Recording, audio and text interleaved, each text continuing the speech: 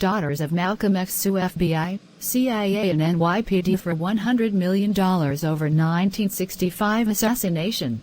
The daughters of slain civil rights leader Malcolm X are suing the FBI, CIA and New York Police Department, accusing all three agencies of having roles in the 1965 assassination of their father. The $100 million lawsuit, filed Friday in Manhattan federal court, claims the agencies were aware of and failed to stop the killing. Attorney Ben Crump, who represents the daughters and the Malcolm X estate, said the federal government and various agencies all conspired to kill the civil rights leader.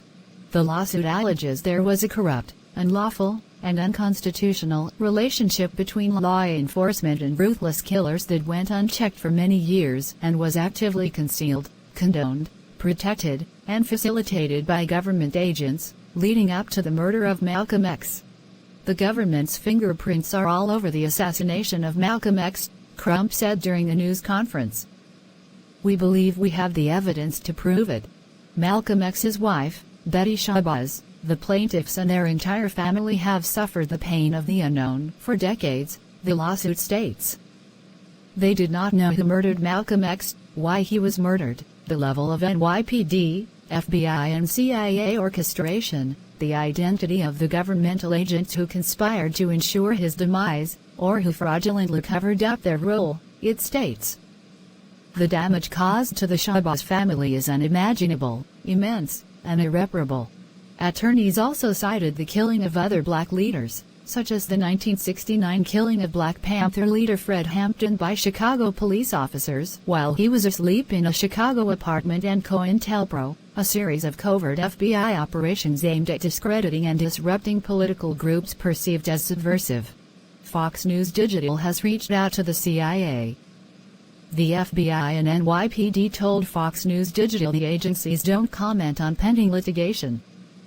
Malcolm X, born Malcolm Little in Omaha, Nebraska, was killed February 21, 1965, at the Audubon Ballroom in Upper Manhattan while speaking to several hundred people.